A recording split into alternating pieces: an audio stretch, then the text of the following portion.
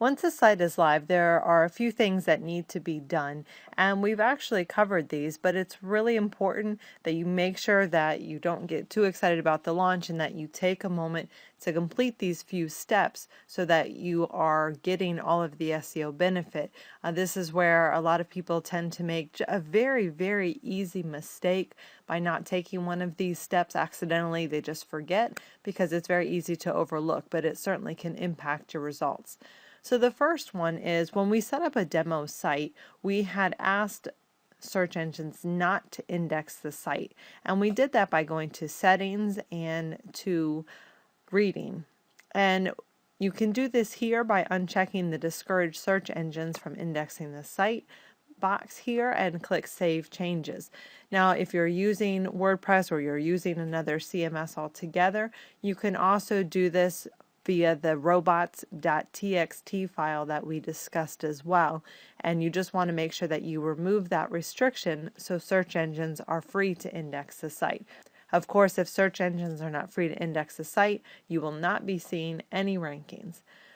The next thing I want to do is to go ahead and add in the Google Analytics code.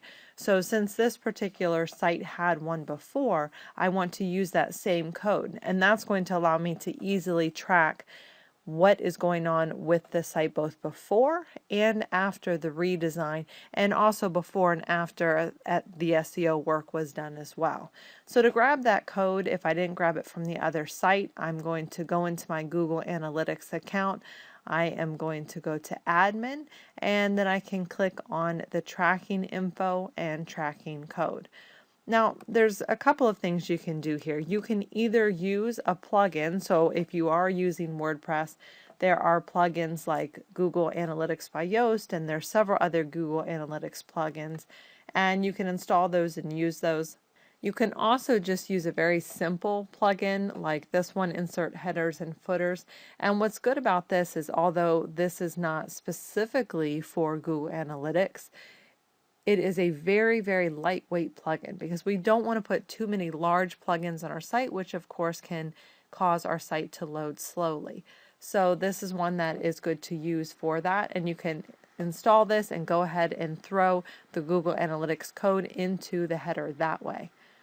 If you will be inserting the code on a WordPress site, if you don't want to use a plugin, you can go up to Appearance and down to Editor, and when you are in your theme files, you can go to the header.php file, and right below the body tag here, you can go ahead and paste in your Google Analytics code and save that. Now your tracking code will be installed and you will be good to go. So now the next thing that I like to do is I want to make sure that I have a preferred URL set. So if I go to Settings and General, here I want to make sure that I've either included the www or non-www version of the site, whatever I have decided to go with.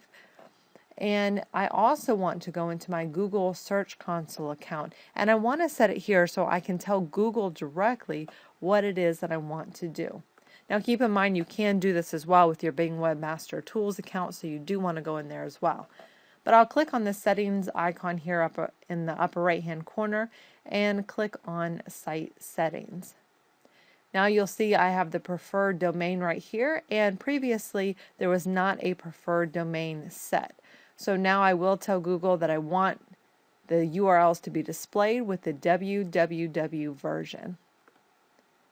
Now lastly, now that I have a new website set up, I do need to make sure I have any 301 redirects in place as we talked about previously, which I will be adding into my .htaccess file, or again using the redirection plugin that we talked about.